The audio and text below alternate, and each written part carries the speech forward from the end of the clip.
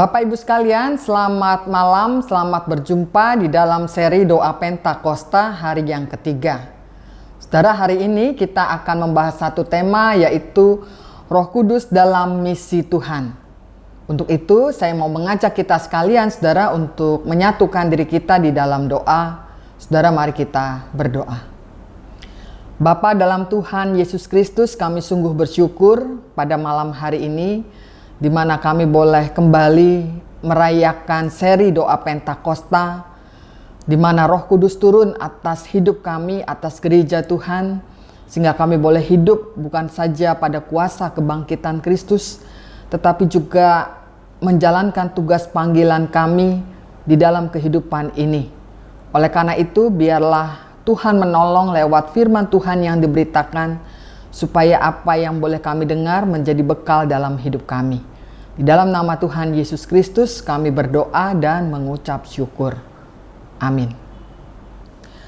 Saudara, firman Tuhan terdapat di dalam Kisah Para Rasul pasalnya yang pertama, ayatnya yang ke-6 sampai yang ke-8 menyatakan demikian, saudara. Maka bertanyalah mereka yang berkumpul di situ, Tuhan, maukah Engkau pada masa ini memulihkan kerajaan bagi Israel? Jawabnya, Engkau tidak perlu mengetahui masa dan waktu yang ditetapkan Bapa sendiri menurut kuasanya. Tetapi kamu akan menerima kuasa kalau Roh Kudus turun atas kamu, dan kamu akan menjadi saksiku di Yerusalem dan di seluruh Yudea dan Samaria dan sampai ke ujung bumi. Saudara, sampai demikian pembacaan kita. Tentu yang berbahagia adalah kita yang mendengarkan firman Tuhan serta memeliharanya di dalam kehidupan sehari-hari. Saudara, pada saat ini kita akan membahas tentang Roh Kudus dalam misi Tuhan. Saya mulai saja dengan sebuah kisah, saudara-saudara. Kisahnya tentang dua orang sahabat. Sahabatnya ini mereka berbeda agama, yang satu seorang Kristen, yang lain adalah bukan Kristen. Yang Kristen ini, saudara, adalah orang yang sangat sering sekali atau rajin sekali untuk beribadah. Bahkan bukan saja beribadah, dia juga sangat aktif di dalam pelayanan gereja. Sehingga banyak atau seluruh waktunya dipakai untuk melayani Tuhan di gereja. Nah, temannya ini, saudara-saudara, yang bukan Kristen adalah seorang yang punya minat untuk main golf. Sehingga si temannya ini selalu mengajak dia untuk bersama-sama bermain golf. Tetapi setiap kali diajak bermain golf, maka temannya yang Kristen ini selalu menolak dan mengatakan, minta maaf ya, saya mau beribadah ke gereja. Atau minta maaf ya, saya sedang sibuk melayani di gereja. Sehingga mereka memang tidak bisa bermain golf bersama-sama. Temannya yang bukan Kristen ini memang sangat menyukai golf. Dia sangat mencintai permainan golf itu dan menikmatinya setiap kali dia bermain. Sehingga pada satu waktu dia penasaran, dia ingin mengajak temannya yang Kristen ini tetap bermain golf, sehingga dia membelikan satu stick golf lagi untuk sahabatnya. Dan pada saat yang ditentukan, dia kembali datang kepada sahabatnya itu dan kembali mengajak, yuk teman, kita bermain golf bersama-sama. Ini nih, ada satu stick golf yang sudah saya belikan dan saya berikan untuk kamu untuk bermain golf. Tapi apa jawab sahabatnya ini, saudara-saudara? Tetap saja sahabat yang Kristen itu mengatakan, minta maaf, saya ada pelayanan di gereja. Nah, saudara, sejenak sahabat yang non-Kristen ini berdiam lalu mengatakan begini. Dia mengatakan, saya heran terhadap kamu. Jika memang gereja itu adalah sesuatu yang sangat menyenangkan bagimu, sehingga kamu rajin beribadah, kamu begitu sibuk dalam pelayanan di gereja, kenapa ya kamu tidak pernah mengajakku untuk juga bisa merasakan betapa nikmatnya beribadah, betapa bersukacitanya melayani Tuhan, seperti nikmatnya aku bermain golf dan aku menyukainya, menikmatinya dan mengajak kamu untuk bersama-sama dengan aku bermain golf.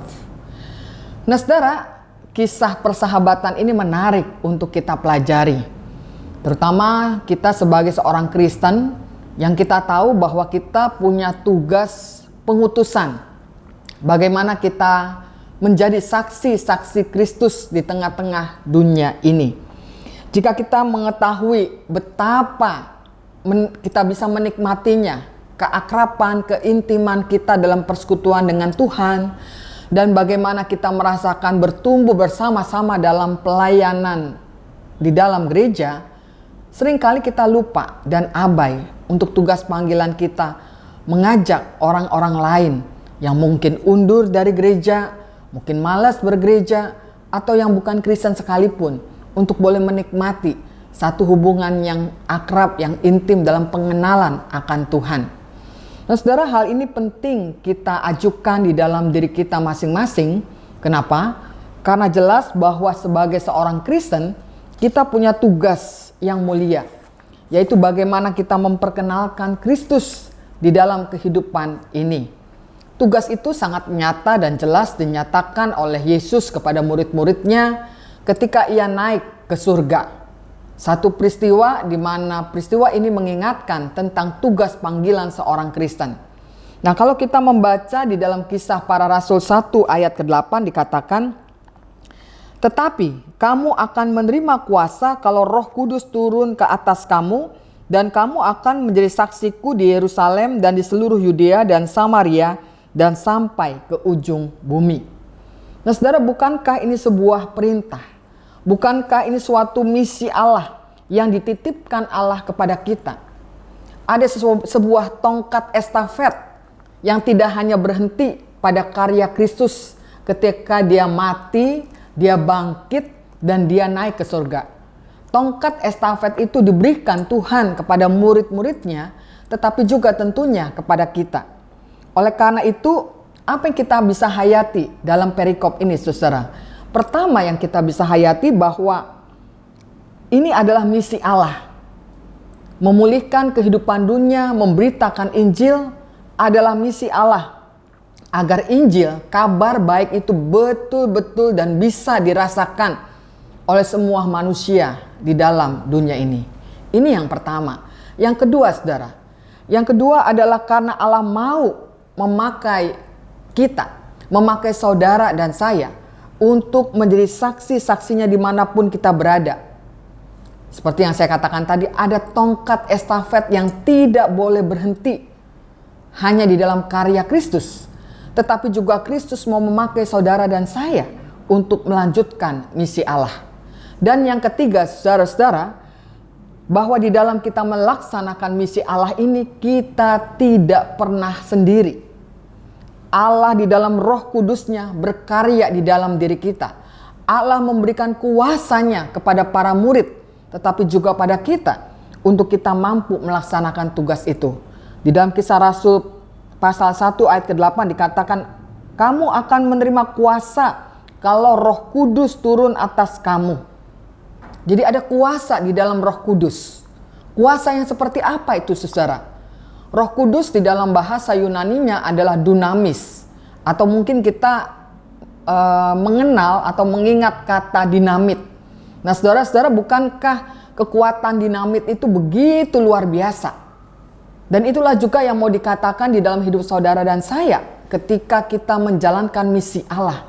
Ada kuasa yang begitu luar biasa menyertai perjalanan kita di dalam melanjutkan misi Allah itu. Nah untuk itulah saudara, ketika di dalam kehidupan ini yang syarat dengan pergumulan, bahkan pergumulan yang sangat berat, banyak sekali kita menjadi orang-orang yang pasif, orang-orang yang stuck, orang-orang yang hanya menunggu. Padahal kalau kita lihat, itu juga sebenarnya dialami oleh murid-murid Yesus ketika Yesus akan naik ke surga. Mereka bertanya kepada Yesus, "Tuhan, maukah engkau pada masa ini memulihkan kerajaan bagi Israel?" Nah mungkin pertanyaan itu seperti kita juga bertanya kepada Tuhan ketika kita ada dalam berbagai pergumulan. "Tuhan, maukah engkau memulihkan hidupku? Tuhan, maukah engkau memulihkan keluargaku? Tuhan, maukah engkau memulihkan kehidupan bergereja? Maukah engkau memulihkan kehidupan bermasyarakat di Indonesia? Maukah engkau memulihkan dunia ini? Semua itu hanya berisi sebuah pertanyaan. Dan kita bersikap pasif menunggu dan bukan sebaliknya. Menangkap pesan apa yang diinginkan Tuhan di dalam hidup kita.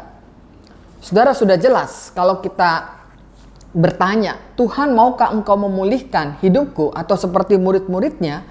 Maka sudah pasti bahwa pemulihan kehidupan di dalam dunia ini adalah misi Allah. Jadi tidak mungkin Allah tidak mau memulihkannya. Namun ini yang berbeda di dalam diri kita dengan Allah. Bahwa kita lebih bersikap pasif dan menunggu. Tetapi Allah justru memberikan tugas perutusan. Bahwa di dalam pemulihan hidup ini justru kitalah yang diutus Allah menjadi saksi-saksinya. Dan bukan hanya kita diutus Allah menjadi saksi-saksinya, tetapi kita juga diperlengkapi oleh kuasa Roh Kudus dalam melakukan misi Allah itu. Untuk kita semakin berani di dalam menjalankan tugas panggilan kita. Walaupun apa yang menjadi tugas panggilan kita itu tidak mudah. Tetapi ketika kita melihat bahwa kita tidak sendiri, bahwa di dalam misi Allah itu Allah turut bekerja bersama-sama dengan kita, sebenarnya apa yang mesti kita takuti? Apa yang membuat kita menjadi gentar? Apa yang membuat kita tidak sanggup atau tidak berdaya? Bukankah semua itu terjadi karena kekuatan kita, pikiran-pikiran kita, perasaan-perasaan kita yang jauh lebih bermain daripada kehidupan iman kita? Kalau iman kita didasarkan pada iman kebangkitan Kristus, kalau iman kita didasarkan pada iman bahwa ada kuasa Roh Kudus berkarya di dalam hidup kita, maka apapun yang menjadi pergumulan kita seharusnya kita tidak menjadi takut. Kita tidak menjadi gentar. Kita tidak berdaya. Tetapi kita terus mau bangkit dalam kuasa Roh Kudus untuk melanjutkan tongkat estafet misi Allah di dalam dunia ini, ketika kita boleh berkarya dalam hidup pribadi kita, dalam kehidupan kita berkeluarga, dalam kehidupan kita bergereja, dalam pelayanan-pelayanan kita, maupun juga dalam kehidupan kita bermasyarakat dan bahkan dunia ini. Sehingga apa yang menjadi kerinduan kita bersama agar dunia ini dipulihkan, hidup kita dipulihkan, itu bukan sesuatu impian, itu bukan sesuatu cita-cita, itu sesuatu yang begitu nyata dan real di dalam kehidupan kita saat ini, kini, dan di sini, ketika kita boleh mengambil tongkat estafet misi Allah bersama-sama dengan kekuatan kuasa Roh Kudus. Amin. Tuhan Yesus Kristus, Bapa kami yang bertahta di dalam surga, kami sebagai hamba-Mu percaya bahwa Allah mempunyai misi bagi kami semua dan bagi dunia ini. Kami mohon agar kuasa Roh Kudus-Mu dapat selalu menguatkan kami sehingga kami dimampukan untuk selalu memuliakan nama-Mu dan menguatkan misi Allah. Ya Bapa, dengarkanlah doa kami. Bapa, kami juga bersyukur bahwa situasi pandemi COVID-19 sudah mulai mereda. Dan pemerintah sudah tidak lagi membatasi kegiatan bagi kami semua. Gereja kami, GKI Surya Utama pun sudah mulai melakukan kegiatan baik kebaktian minggu ataupun agenda-agenda lain secara on-site atau tatap muka. Kiranya Engkau dapat ikut campur tangan menyentuh hati semua anak-anak-Mu, khususnya jemaat dan simpatisan GKI Surya Utama, untuk mulai hadir lagi ke gereja, untuk bergereja dan bersekutu bersama, untuk memuji dan memuliakan nama-Mu. Ya Bapa, dengarkanlah doa kami. Ya Bapa, kami juga berdoa untuk keharmonisan hubungan antar keluarga, khususnya hubungan menantu dan mertua. Kiranya kuasa Roh Kudus-Mu dapat mengubah hubungan menantu dan mertua yang mungkin tidak begitu baik, menjadi baik layaknya anak dan orang tua sendiri. Hubungan menantu dan mertua yang sudah baik, Tuhan akan buat lebih indah lagi. Kami yakin tidak ada yang tidak mungkin di dalam nama-Mu. Ya Tuhan, dengarkanlah doa kami. Tuhan, kami juga berdoa untuk seluruh karyawan dari GKI Surya Utama, Pak Dino, Pak Samuel, Ibu Maria, dan seluruh karyawan termasuk koster dan petugas keamanan. Kiranya Engkau jaga dan rawat kehidupan mereka dan keluarga mereka. Tuhan juga berkati dan jaga selalu istri dan anak-anak dari almarhum Bapak Jabonar Saragih yang telah kembali ke rumah Bapak.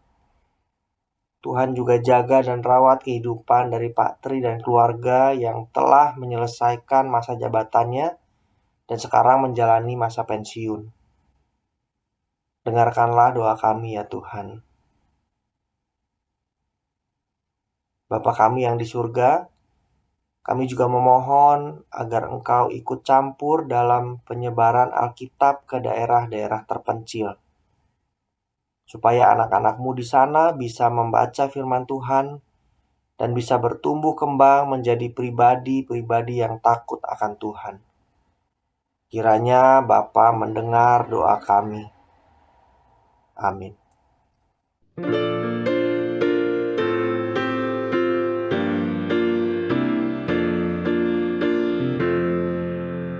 Ku diberi belas kasihan, walau tak layak hatiku.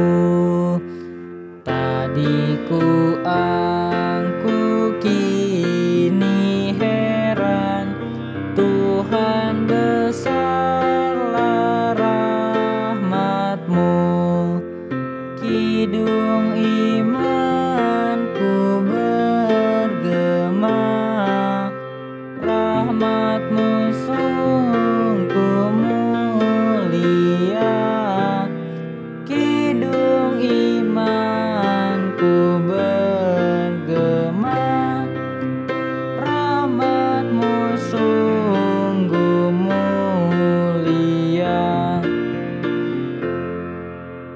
Jangan seorang pun di dunia merampas harta hatiku. Dasar percaya